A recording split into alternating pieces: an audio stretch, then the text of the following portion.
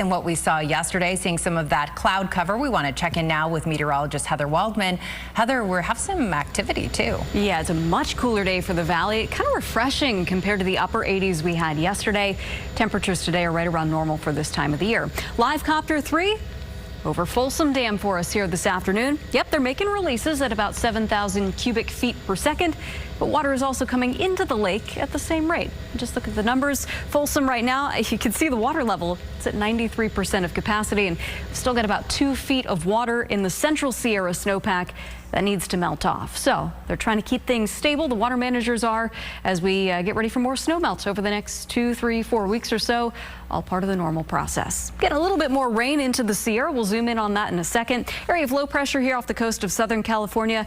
And I've once again highlighted the flow around that low, bringing moisture up to the north and a little bit of cloud cover for the valley, but nothing in the way of any rain. That's all staying along the Sierra crest and mainly to the east of the crest too. Notice nothing's really coming down the hill, but we're going to see more of these thunderstorms tomorrow. In fact, I think they're going to be a little bit more widespread and a little more potent than what we're seeing today. So tomorrow in the Sierra, a KCRA 3 weather impact day. If you have plans outdoors after noon, you need to be ready for these downpours to start popping up. Could be some hail, some gusty winds, at least briefly there. And we've seen some frequent lightning around Donner Summit this afternoon. Could see more of the same up and down the Sierra, including in the Tahoe Basin tomorrow. But tomorrow morning is dry. Anything before noon, you're good to go in the Sierra, and anything all day long, you're not going to have to worry about rain in the valley. Instead, it's a little bit of that onshore breeze again, just like what we've got right now. As we go through the middle part of the afternoon, notice how the showers kind of bubble up in some places, then fall apart, and then bubble up in other places. Just kind of a chaotic radar for us tomorrow. Hard to predict exactly where and exactly when,